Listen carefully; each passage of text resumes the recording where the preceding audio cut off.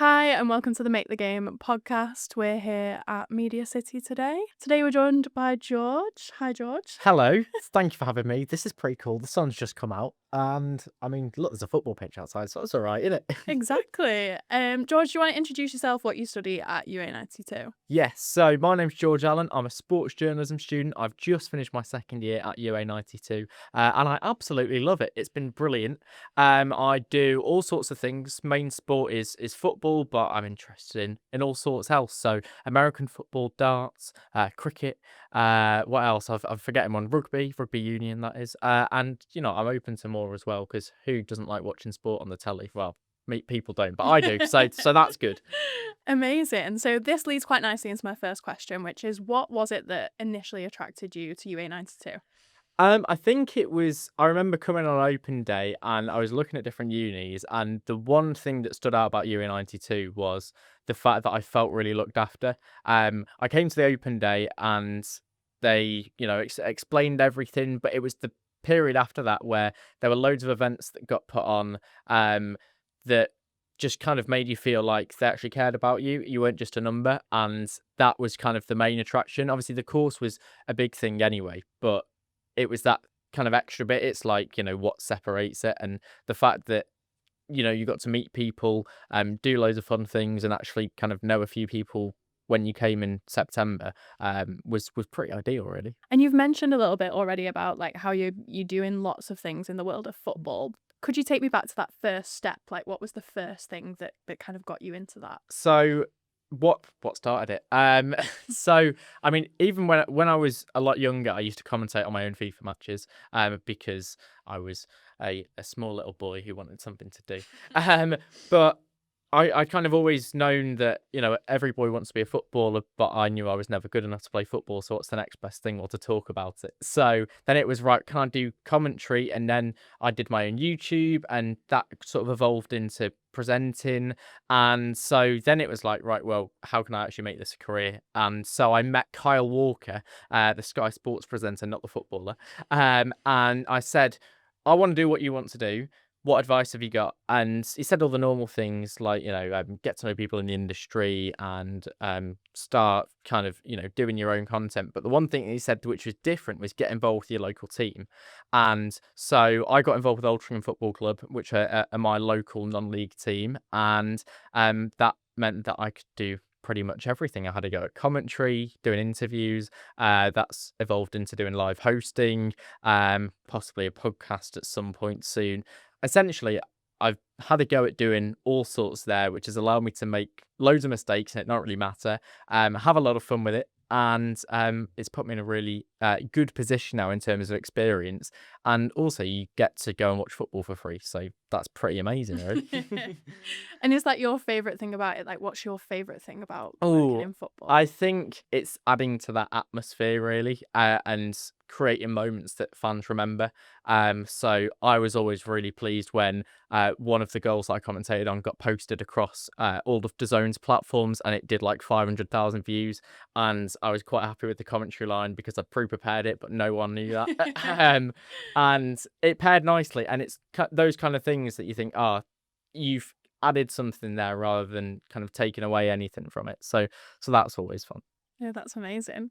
And kind of obviously you've touched on a little bit already about kind of speaking to Kyle Walker about what his advice was.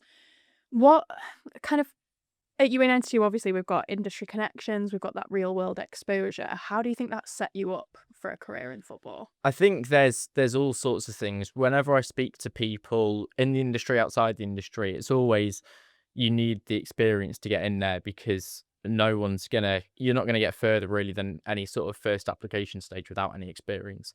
So with UA92, I had the chance to go to ITV last year, with them, and through that I've then made good friends with people at ITV. So I then went back, and I'm going back again later in the year, to just shadow and get to know what it's like. And I guess that makes a difference because hopefully, if I get into it one day, I know what I'm looking at. I know what I'm doing, and it kind of takes away that what I'm trying to think of the word really, like unknowingness of what you're going into, Yeah. and you can prepare yourself a little bit better for it.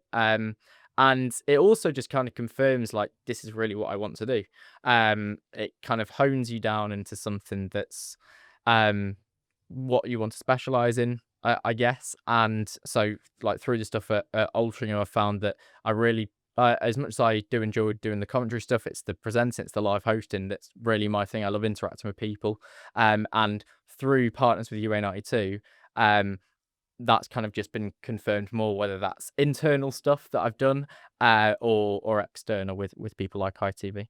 Yeah, I think that's one thing you don't always consider. Like, it's good to know to get experience in what you think you want to do, but actually sometimes that experience might teach you what you don't want to do 100%. and help you to rule things out as well, especially because there's so many jobs across kind of media, sports media. It helps you to kind of niche down, doesn't it? And what advice would you give to kind of current students? I know you've touched on it a little bit already. Obviously, with that ITV experience, the opportunity was there, but it was yours to go and grab and to kind of do that little bit extra to make those connections, build on it. What advice would you give to current students who want to go and work in football? I mean, the advice was given to me was get involved with your local club, and I'd say absolutely the same Yeah. thing, because you do get a chance to go and have a go at everything. And like I said, it doesn't matter if you make a mistake.